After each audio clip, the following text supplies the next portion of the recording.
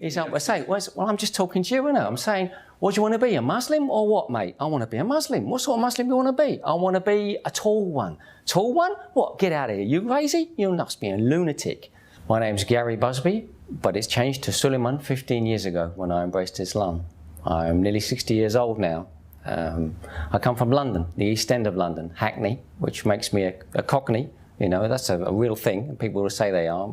I actually am, if you couldn't tell already.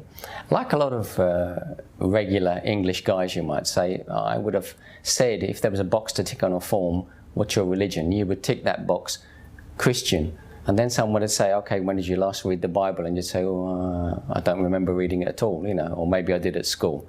So, you know, the Lord's Prayer, and maybe you went to church for somebody's wedding or a funeral, and that's about all you know. And that's what most Christians are in the UK, the majority so-called Christians. So I was one of those. I arrived in Bahrain in the 1st of June 1984, which was also the 1st of Ramadan. So one of my first experiences was to see people fasting. But the first thing I really noticed was to hear the call to prayer coming from the nearby mosque. I heard this voice singing out over the streets, and I heard another one. It was like in a cannon. You could hear stereophonic sound as they were picking up. And I asked somebody, what's that guy saying? Actually, the guy I asked didn't know. But after some couple of tries, I found somebody that told me what the guy is saying. I said, oh, that's interesting. That's a very straightforward thing to say. It's not something sort of weird and poetic. It's just a straightforward, you know, come to the prayer. You know, that's what it's saying. Interesting. Okay, never mind. I didn't give it too much more thought, but I was working with Muslims. They were fasting in that first month, and they could see I was interested. So they started to give me answers to simple questions. You know, so you pray. How often do you pray? What do you say when you pray? Oh, okay. I can't say I was overly excited about that. I just thought, that's interesting. It's something different.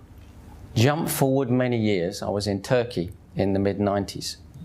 And there I saw something else. There I saw a country full of Muslims living in a secular state. I realized particularly during the Ramadans in Turkey, Ramazan as they call it there, the people who were fasting and the people who were not fasting, they're coexisting because there was no prohibitions there on the opening of cafes and drinking in the street, smoking, whatever. So you saw people choosing their fast rather than it being an overall cultural blanket. That's when I perceived something more. I started to notice there was a link between the people who I'd got to know and like and the ones who were fasting. It was a straight positive correlation, as a statistician would say. You know, this is a significant at the 95% level, you know. And I joined in. I just did that spontaneous thing. I said, I'm going to try this. What exactly do you have to do? Dawn to dusk? Yeah, okay, fine. It's not just a question of ignoring a few cups of tea. Immediately I found it tough, and immediately, respect. You know, this is not easy. You have to want to do this. And during that time, somebody saw that I was interested, and they gave me my first Quran. Jumping ahead, I came back to Dubai. My boss at work, Emirati gentleman, had been talking to me about a project that had been introduced to him by some guys he'd met. So we went for dinner with these guys, and we sat down to have dinner, and my boss introduced me with a masterstroke.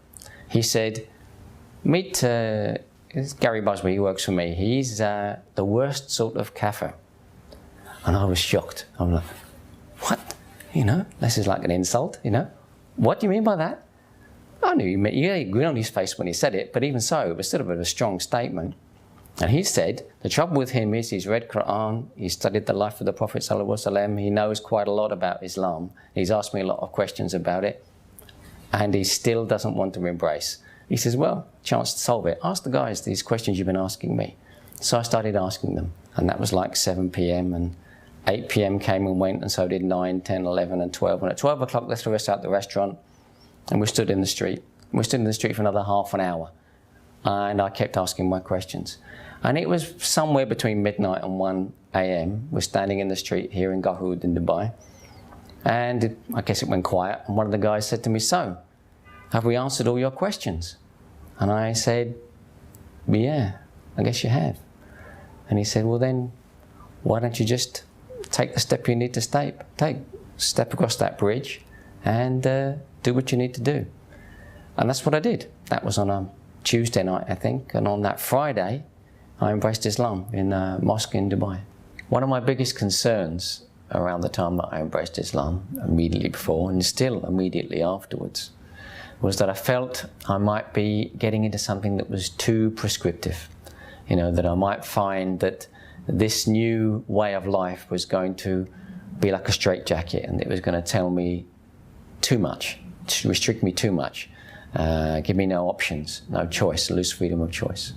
That turned out to be true and not true at the same time, in a very happy way, because yes, it does tell you what to do, but it tells you in the way that your father tells you what to do if he's a good father. He's giving you the best advice.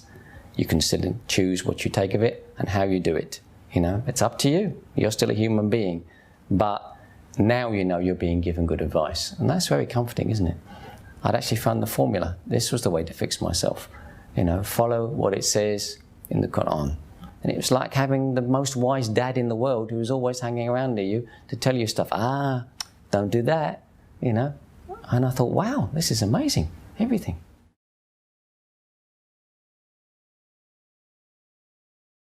It's going to sound obvious, but just don't be scared. This isn't as exciting as jumping out of an aeroplane. I've done that too, and that was a lot more stupid. This was the smart one. So just do it. Trust me, it's going to be fine.